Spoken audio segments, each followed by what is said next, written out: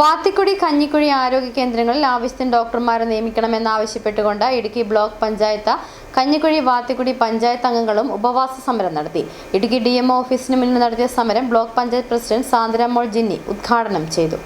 കഞ്ഞിക്കുഴി വാത്തിക്കുടി ആരോഗ്യ കേന്ദ്രങ്ങളിൽ ആവശ്യത്തിന് ഡോക്ടർമാർ ഇല്ലാത്തതുമൂലം രോഗികൾ ദുരിതത്തിലായിരുന്നു.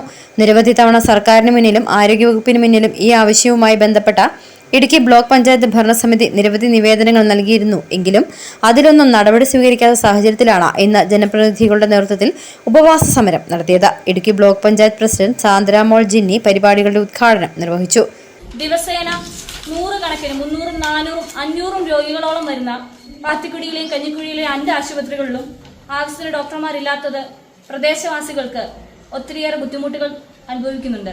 കഞ്ഞിക്കുഴിയെ സംബന്ധിച്ച് പറയുകയാണെങ്കിൽ കിലോമീറ്ററുകളോളം സഞ്ചരിച്ച് ആശുപത്രിയിൽ ഒരു ആവശ്യത്തിനായി എത്തുമ്പോൾ അവിടെ ഡോക്ടർ ഇല്ല എന്നൊരു പേരിൽ തിരിച്ചു പോകേണ്ടി വരുന്ന, അല്ലെങ്കിൽ അവിടെ നിന്ന് പിന്നെ ഒരു ആശുപത്രി എത്തണമെങ്കിൽ അവിടുന്ന് വീണ്ടും കിലോമീറ്ററുകൾ സഞ്ചരിച്ച് ഇടുക്കി മെഡിക്കൽ കോളേജിൽ എത്തേണ്ട സ്ഥിതിയാണുള്ളത്. ഉപവാസ സമരത്തെ തുടർന്ന് കഞ്ഞിക്കുഴി ആരോഗ്യ കേന്ദ്രത്തിൽ ഈ മാസം 6-ാം തീയതി മുതൽ IP ആരംഭിക്കുമെന്ന രേഖാമൂലം ജനപ്രതിനിധികൾക്ക് ഉറപ്പ് നൽകി.